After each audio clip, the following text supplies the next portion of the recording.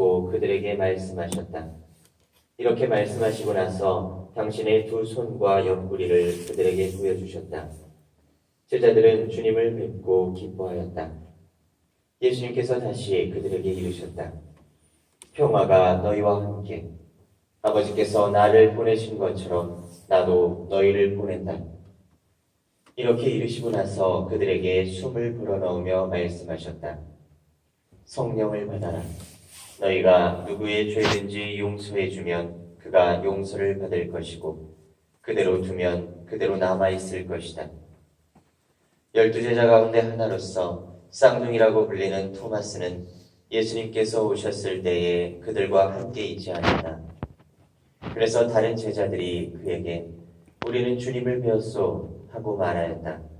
그러나 토마스는 그들에게 나는 그분의 손에 있는 못자국을 직접 보고 그 못자국에 내 손가락을 넣어보고 또 그분 옆구리에 내 손을 넣어보지 않고는 결코 믿지 못하겠소 하고 말하였다. 여드레 뒤에 제자들이 다시 집안에 모여 있었는데 토마스도 그들과 함께 있었다. 문이 다 잠겨 있었는데도 예수님께서 오시어 가운데에 서시며 평화가 너희와 함께 하고 말씀하셨다. 그리고 나서 토마스에게 이르셨다. 네 손가락을 여기에 대보고 내 손을 보아라. 네 손을 뻗어 내 옆구리에 넣어 보아라. 그리고 의심을 버리고 믿어라. 토마스가 예수님께 대답하였다. 저의 주님, 저의 하느님. 그러자 예수님께서 토마스에게 말씀하셨다. 너는 나를 보고서야 믿느냐? 보지 않고도 믿는 사람은 행복하다. 예수님께서는 이 책에 기록되지 않은 다른 많은 표징도 제자들 앞에서 일으키셨다. 이것들을 기록한 목적은 예수님께서 메시아시며 하느님의 아드님이심을 여러분이 믿고 또 그렇게 믿어서 그분의 이름으로 생명을 얻게 하려는 것이다. 주님의 말씀입니다. 그리스도님 감사합니다. 아는 것과 믿는 것, 이 두 가지를 어떻게 구분할 수 있을까요? 눈으로 보고 코로 냄새 맡고 손으로 만질 수 있고 또 귀로 들을 수 있고 맛을 볼 수 있는 것은 아는 것에 속합니다. 그렇죠? 그런데 이 오감으로 느낄 수 없는 것, 이것이 믿는 것에 속합니다. 지금 제가 여기 서 있다는 걸 여러분들은 알고 있어요. 어떻게 알고 계시죠? 눈으로 보고 계신 거죠. 또 이 성당 안에 지금 공기가 있다는 걸 여러분들은 알고 계셔요. 코로 숨을 들이쉬고 내쉴 때 공기가 들어가고 나가는 걸 느낄 수 있기 때문이죠. 그렇다면 사랑이 존재한다는 걸 여러분들은 어떻게 아실 수 있습니까? 사랑은 맛도 없고 소리도 없고 형체도 없습니다. 여러분의 마음이 그것을 느낄 뿐이지 다른 사람에게 그것을 증명해 보일 수도 없습니다. 다만 이런 감정이 사랑이라고 배워왔기 때문에 그것이 사랑인 줄 알고 있는 것이죠. 이처럼 사랑과 같이 오감으로 알 수 없는 것들은 믿는 영역에 속합니다. 하느님도 역시 믿음의 대상이죠. 가장 높은 믿음의 대상입니다. 그렇다면 여러분들은 하느님이 계시다는 걸 믿고 계시나요? 만약에 믿고 계시다면 무엇 때문에, 어떤 이유 때문에 하느님을 믿고 계신가요? 하느님을 믿는 여러분들만의 이유가 무엇입니까? 이것이 여러분 마음속에 제대로 서 있지 못하다면 문제가 생길 수가 있습니다. 대부분의 경우 무속신앙처럼 정화수를 떠놓고 하늘에 비나이다 비나이다 하면서 내가 원하는 것을 들어달라고 기도만 하는 기복신앙이 될 수가 있습니다.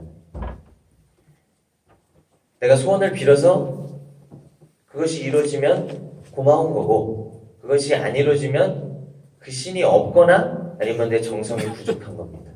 그게 기복신앙이죠. 하느님을 램프의 요정 지니로 만들어버리는 것입니다. 또 다른 경우 믿음이 있다고 해도 그 이유가 너무 약해서 유리처럼 쉽게 깨질 수 있는 그런 신앙이 될 수도 있습니다. 그리고 최악의 경우에는 몸만 왔다 갔다 하고 신앙은 없이 성당을 친교 모임처럼 또는 의무적으로만 나오게 되는 경우입니다.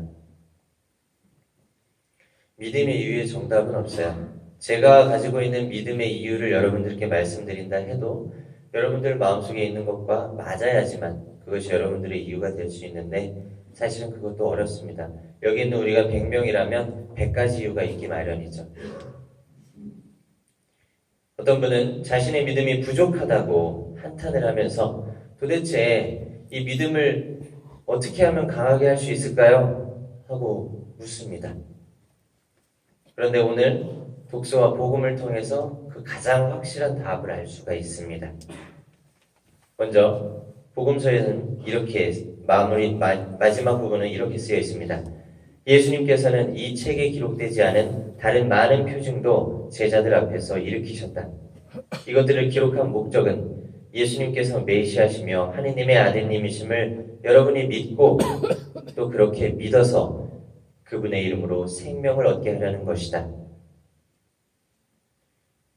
하느님은 이미 우리가 당신을 믿는 데에 도움이 되는 모든 것을 다 알려주셨습니다.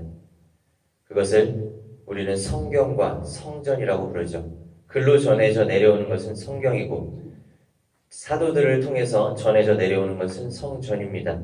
그래서 글로 전해져 내려오는 것은 우리가 가지고 있는 성경을 통해서 볼 수 있고 사도들을 통해서 전해져 내려오는 것은 교리서를 통해서 알 수가 있습니다. 또 두 번째 하느님을 믿을 수 있는 하느님에 대한 믿음을 더 강하게 만들 수 있는 두 번째 방법은 이 독서에서 나온 것과 같이 하느님의 계명을 실천하는 것이죠. 하느님의 계명은 613가지의 율법 조항으로 되어 있었지만 예수님이 오셔서 단 두 마디로 종합을 하셨습니다. 하느님 사랑과 이웃 사랑. 하느님 사랑은 기도 생활과 나 자신을 하느님께 공헌하면서 사는 생활일 것이고 이웃 사랑은 나 외에 모든 다른 사람들에게 향한 사랑입니다. 믿음을 키워나가고 싶거나 자신이 믿음이 없다고 생각한다면 이처럼 성경과 교리서를 통해 그리고 사랑을 실천하는 삶을 통해서만 믿음을 키워나갈 수 있습니다. 그냥 가만히 앉아서 하나님께서 믿음을 주시기를 청하는 것은 너무나도 어리석고 시간 낭비일 뿐입니다. 오늘 예수님의 말씀을 마음에 새기며 믿음을 키워나갈 결심을 가져봅시다. 너는 나를 보고서야 믿느냐? 보지 않고도 믿는 사람은 행복하다.